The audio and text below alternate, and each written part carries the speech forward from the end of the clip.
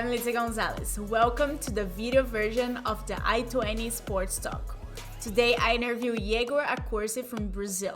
Iegor went to the US to play soccer.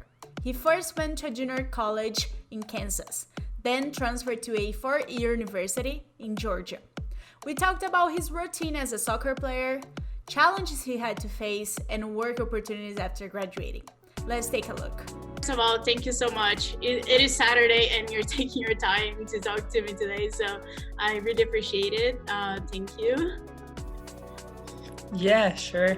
It's gonna be a pleasure. All right, so I guess we can start from the beginning. You went to the US to play soccer in 2011.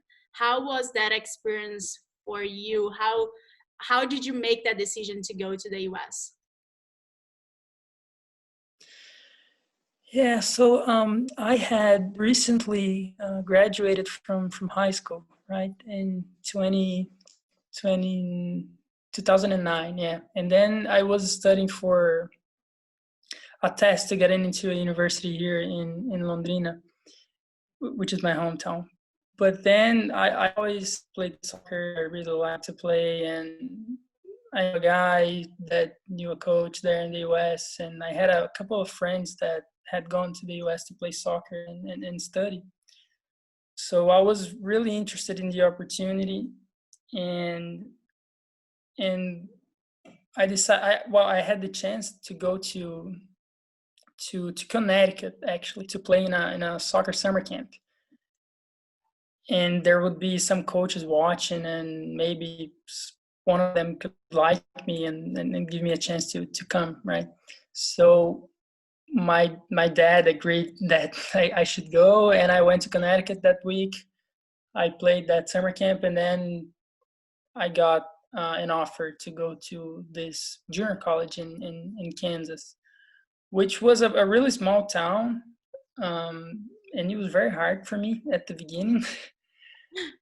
but looking at it today, I think it was a great experience, and I got to play soccer there. I got to play with people from all over the world, and there were a few other Brazilian guys in the team, and guys from England, from Mexico, a bunch of places, and that experience was very unique. So Yeah, it was good. that's very nice. And you mentioned you play from people from all over the place. How was that culture on the team? I mean, soccer is a lot of guys, so and from all over the place. I can imagine that was kind of fun. Yeah, it was fun because my dream since a little boy was to be a professional soccer player, right? And I didn't become a professional soccer player, but at least I got the chance to play at in college in the US. And when I play in college in the US, it's very professional. Like the environment is very professional. So I didn't play, let's say, professionally, but I got the chance to live a professional environment because there were really people from all over the world, like Central America, Europe, and I got to know guys that I still get in touch with them every now and then. Obviously now it's a little more difficult, but I got to know all these people. If I go to Germany, like in December, I have a friend in Germany, so that's very cool. Yeah, no, that's very unique. And you mentioned it was very professional, and we know, we all have a routine going to the US and playing college there. How was your routine playing soccer there? Playing soccer, we had practices every day from Monday through Friday. Then usually the games were on the weekends. Sometimes we're during the week, but the season there is a little different too. It's only in the fall, so from August till the beginning of December, and then during the spring you just practice, and there are a couple of friendly games and stuff, but the season is just in the fall. And we practice during preseason, which is in the beginning of August. We used to practice in the morning, in the afternoon, and sometimes even in the evening. And it was tough. That was very tough. Preseason, that we had some fitness tests that I used to struggle with all of them, but it was good for the experience, you know. Like we get to live a professional environment and see what is the life of a professional player. Yeah, no, that's very, very. And after a little bit we have to no, not after a little bit, but preseason is usually the before the classes start. But when classes start, you have to take both things at one time. So you usually go to practice in the afternoon and to school in the morning. But I remember in my junior year, I was already in another university, but practice was from 6:45 till 9, and I had class at like 9:15. So you had to get out of practice with all the gears and the uniform, not smelling very well, and go straight to class. Yeah, I can imagine with like grass everywhere. Yeah, and then in the afternoon, you know, if you didn't have class, you didn't have practice, you're just gonna stay in your room. So some my routine, like some days you were very busy, but at some other points, some other moments, you was just very relaxing. Yeah, that's good. And you were telling me you went to the US first to play soccer and study, of course. And once you got there, you had a little issue, I would say, with scholarship. Tell us a little bit about that. Getting there and not having that scholarship. Yeah, because my when I went to Barton, which was the first school I went to, I was hoping that in my sophomore year I was gonna get a scholarship through soccer, because since it was a junior college, I didn't have scholarship during my freshman year. But so on my sophomore year, the league there, I think it's NJCAA for junior colleges. They changed the rules for international players, and each team could have only 4 international players, and we had 7. So my coach had to choose 4 out of the 7, and I was not one of the 4 he chose. So I didn't get the scholarship during my sophomore year, but luckily my parents were able to help me out during that year, and I still got to transfer to a 4-year school in my junior year, and then I had a good scholarship, academic scholarship, because I always had very good grades and I took school seriously, and I got this academic scholarship also with help from the soccer coach from this new school, that he helped me out there to get this academic scholarship.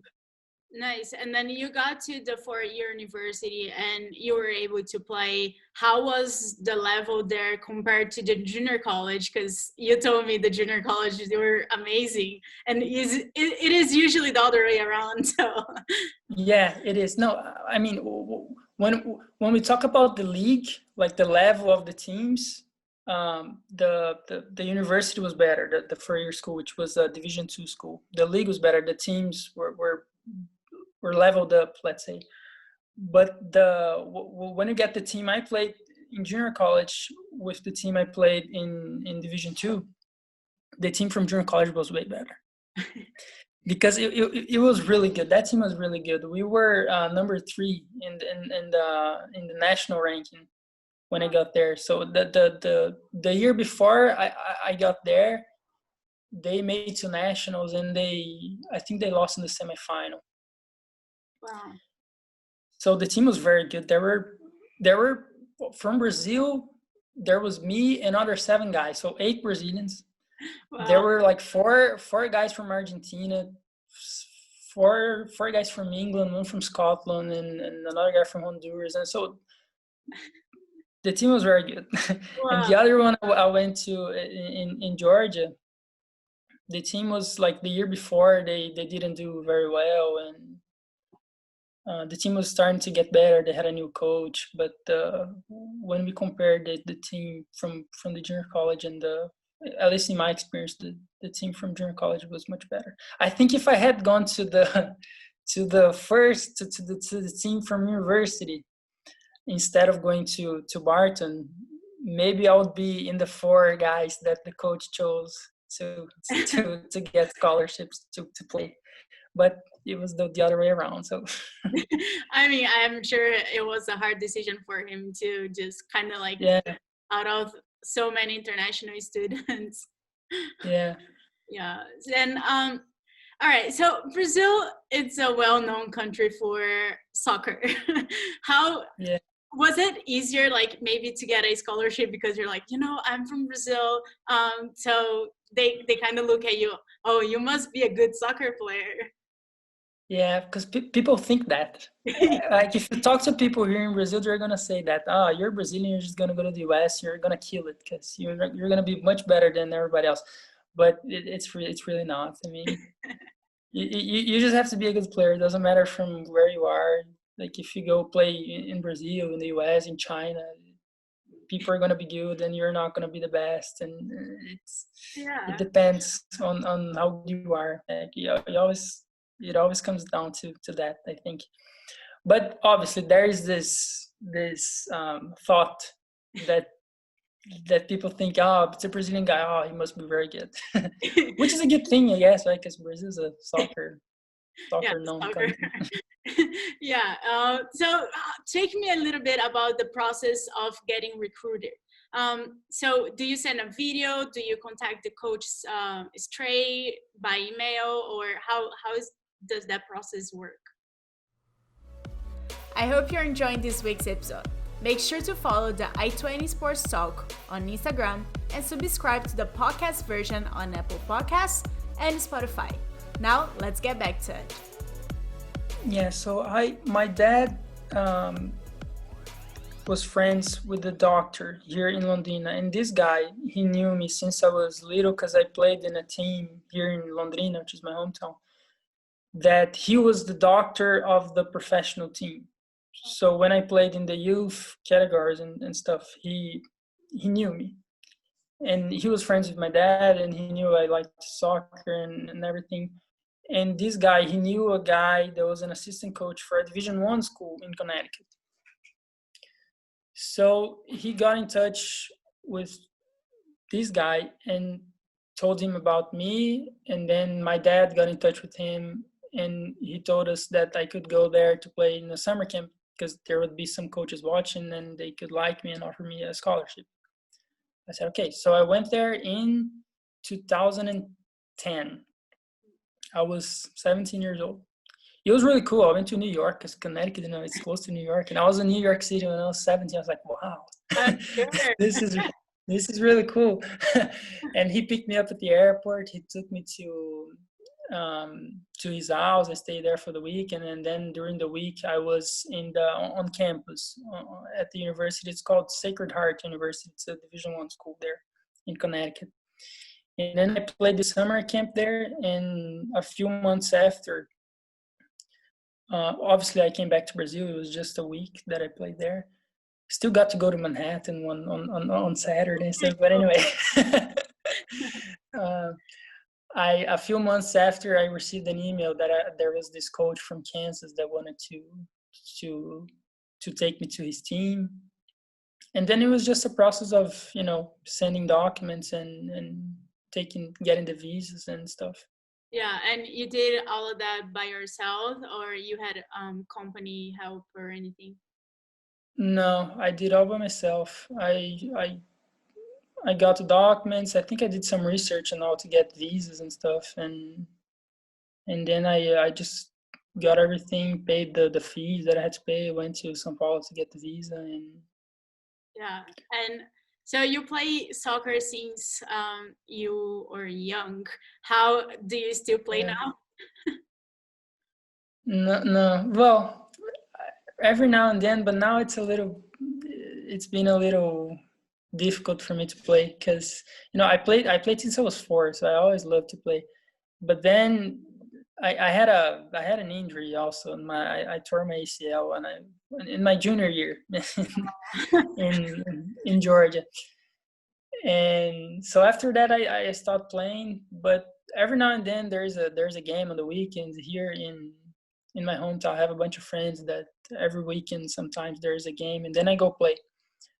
But also right now I'm 28, so I just have to work a lot and work and work, so I don't have enough time to play. But I still every now and then I go.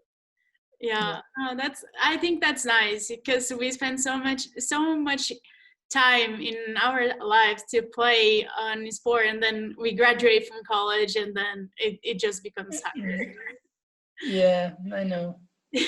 And So it's good to play. You know, you just it's a lot of fun.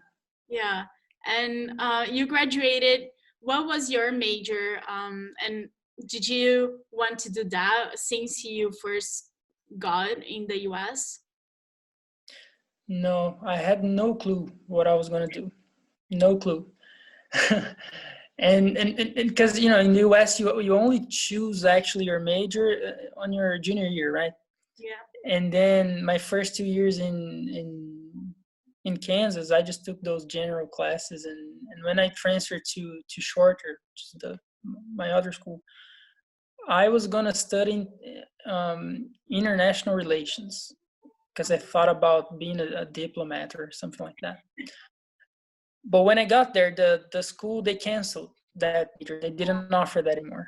So I had to choose something else. And I said, oh, okay, I'm just gonna study business, you know, because that's just the business. And then I was studying business, and I had this accounting class, and I was doing very well in the accounting class, and everybody else had difficulties or they would struggle in class. I remember the professor came talk to me, and he told me about the opportunities that I could find if I had an accounting major. That he knew some people in Miami that he could help me out to get a job there. And I said, oh, yeah, that's a good opportunity. Yeah. So I decided I was gonna do accounting. But then I also knew that the school you could enroll in that double major program, you know. Mhm.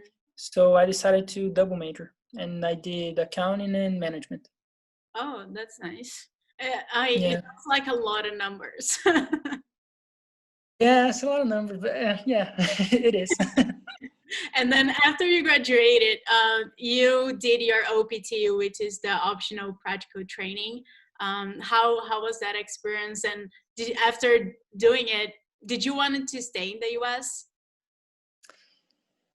Yeah, that was a very remarkable moment in my life because I wanted to stay. I really wanted to stay. And when I graduated, I went to talk to that professor, and I told him, you know, you told me that you knew some people in Miami, and I have to help me out. And he did. He actually did. He sent my resume to like 3 firms, one really big firm.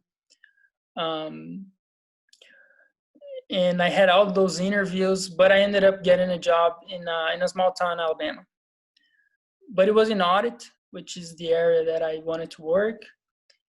And I got the job there. I stayed there for 1 year, but you know, that year was very hard for me. Not because of the work. I liked the work, but I was just living alone and in a small town, young, and you know, the town was really boring. I was surrounded by people who were much older than me, and I was very unhappy there. So after my OPT finished, I had no doubts that I wanted to go back to Brazil.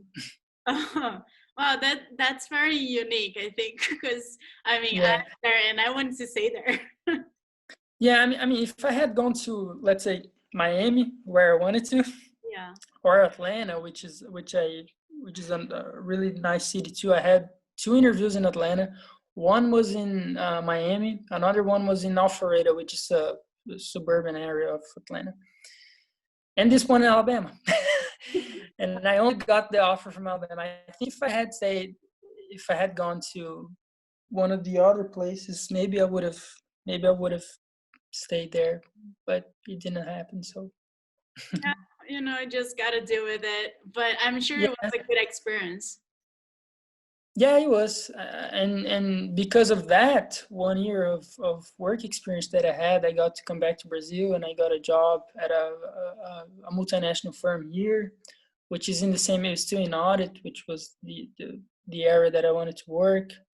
I stayed in that firm for 2 years, and then last year in June, I got an offer from another firm, which is one of the biggest in the world in audit, which is the one I am today. So Wow. it's when I look at it, it's a thing that I've been building like from a long time, and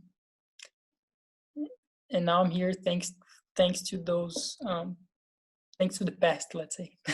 For sure. I think when we go to the US, we all have this mentality, you know, like, oh, I'm gonna go to an American university and probably gonna open other doors. And I don't know. I think you definitely worked from the past. Definitely it's it's a journey. It is. Yeah. Everything that happens, it's kind of tied to something that you did before. So Yeah, and what would be the biggest advice to someone that wants to go to the US and kind of don't know if they should or not, if they will have the opportunity? What is your advice to them? I would encourage people to go.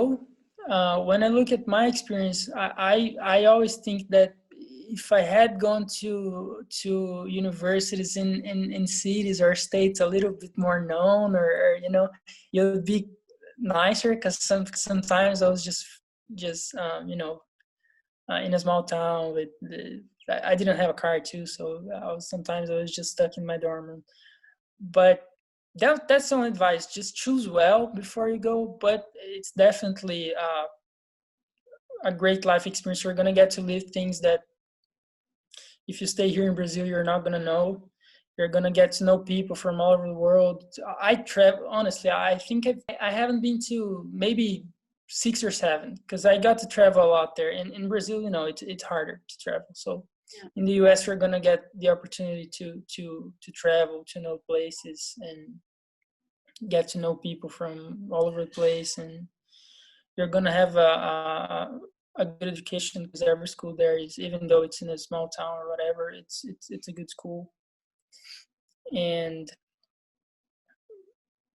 out of the negatives, I don't have many negatives, but it would be just that this advice that choose well before you go, because sometimes you're gonna have you're gonna feel that you wanna go home, and you're gonna feel homesick and things like that. But it's definitely a good experience. I'm proud of the experience I had. Yeah, for sure. And I think it's very nice because you left home very early, and I'm sure your parents supported you, but they were also like, oh, I don't know, I'm gonna miss him so much, and I'm sure you Yeah, miss him so much. yeah, that happened. When I left the first time at the airport, it was just everybody crying. Yeah, it was the same. I think it is for like everyone else. I think Yeah, parents, yeah, they deserve an award too because it must be hard. yeah, Yeah. All yeah, right. it was.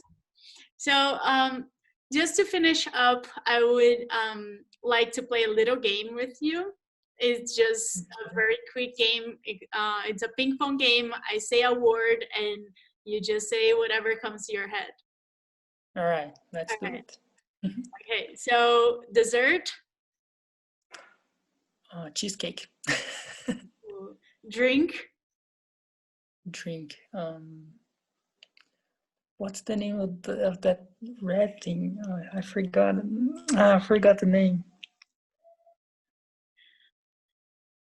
I forgot the name. Let's say Mountain Dew, because I forgot the the red the other thing. All right. soccer. Soccer. Palmeiras. Ooh. We found his team, guys. Yeah, it Uh, did. family. Family. Support. United States. United States. Great. My dream job. My dream job. Partner, I would say. Audit partner. If I could go back to one moment. California trip. Nice. Well, I couldn't appreciate more you taking your time today. Thank you so much. I really enjoy our talk and getting to know you more and getting to know your journey to the US. It is definitely unique. So thank you so much. Yeah, sure. It's been a pleasure, and I hope I could inspire some people.